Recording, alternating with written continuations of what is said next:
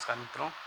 उत्तर प्रदेश लोक सेवा आयोग द्वारा आयोजित होने वाली आरओ एआरओ की परीक्षा जो कि अभी अगले संडे को प्रस्तावित है, उसी के संदर्भ में मैं अपने सोशल मीडिया प्लेटफॉर्म पे अपने व्यक्तिगत अनुभव तथा परीक्षा उपयोगी तथ्यों को साझा करने का प्रयास कर रहा हूँ। आइए देखते हैं किस तरीके के जो प्रश्न हैं वो प्रारंभिक परीक्षा में जो परीक्षा अभी निरस्त हुई उसमें आए थे, और ये समझने का प्रयास करते हैं कि ये परीक्षा क्यों महत्वपूर्ण है। उत्तर प्रदेश लोक सेवा आयोग द्वारा आयोजित होने वाली जो विभिन्न परीक्षाएं हैं, उसमें प्रारंभिक परीक्षा में प्रवर अधीनस्थ प्रारंभिक परीक्षा के उपरांत अगर कोई महत्वपूर्ण परीक्षा है तो वो आरओ एआरओ की परीक्षा है। और वर्ष प्रतिवर्ष इसमें पार्टिसिपेट होने वाले छात्र छात्राओं की संख्या लगातार बढ़ती जा रही है।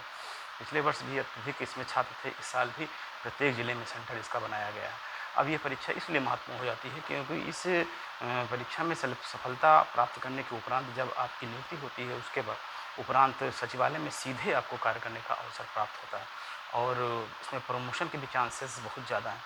तो आप इस परीक्षा के दृष्टिगत पुराने आए हुए प्रश्न पत्रों का सतत रिवीजन करें और अब कोई नई चीज़ पढ़ने का प्रयास मत करें।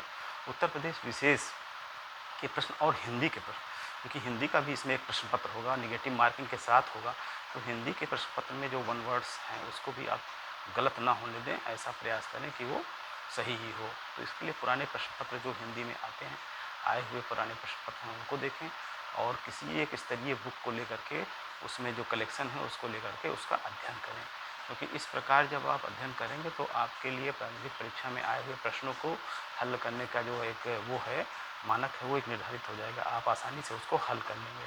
परंतु यदि आप उस प्रश्न पत्रों को नहीं देखे रहेंगे तो कहाँ से प्रश्न आ रहे हैं ये भी आपको समझने में थोड़ी समस्या होगी आपके सामने। तो इसलिए जो पुराने प्रश्न हैं उनको लगातार देखें, कहाँ से प्रश्न आए हुए हैं उसको समझने का प्रयास करें। पुराने प्रश्न पत्र जो पहले 2018 से पहले जो सामान्य अध्ययन के प्रश्न पत्र होते थे वो ऑब्जेक्टिव होते थे, तो अगर कहीं से वो कलेक्शन मिल सके तो उसमें से प्रश्नों की पुनरावृत्ति होने के चांसेस ज़्यादा रहते हैं। उसको आप देख लें, अच्छे से उसका रिवीजन करके अध्ययन कर लें, क्योंकि वहाँ से प्रश्न पत्र वहाँ वहाँ के प्रश्न पत्र से प्रश्नों की पुनरावृत्ति हो सकते हैं।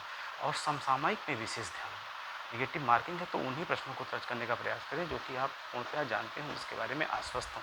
अगर किसी प्रश्न के बारे में आपको ये लग रहा है कि आप 50% ज़्यादा नहीं जानते हैं, तो वहाँ रिस्क लेने की कोई आवश्यकता नहीं है। इस तरीके से जब आप प्रश्न को देखे रहेंगे, समझे रहेंगे, उत्तर प्रदेश विशेष के बारे में भी आपको पुराने प्रश्न पत्रों को देखना रहना, जिला और अन्य जो उस तरीके के प्रश्न, चूँकि उत्तर प्रवर अधीनस्थ परीक्षा में मुख्य परीक्षा में उत्तर प्रदेश के 2 प्रश्न पत्र शामिल कर लिए गए हैं, इसलिए यह अति आवश्यक है कि आप उत्तर प्रदेश से संबंधित तथ्यों को अच्छे से अध्ययन कर लें, देख लें, समझ लें।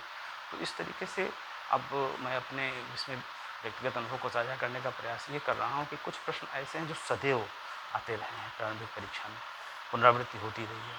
जैसे हम लोग पढ़ते थे तो हिंदी में आशीर्वाद, उज्ज्वल, ये वर्तनी सही करने में इसमें से आता रहता था। इस तरीके से मौर्य काल है, अकबर का जो पीरियड है वहाँ से, और सिंधु घाटी सभ्यता से प्रारंभिक परीक्षा में प्रश्न सीधे सीधे आए हैं। तो वहाँ के जो महत्वपूर्ण तथ्य हैं उसको आप देखें, नया कोई चीज़ ना पढ़ें, और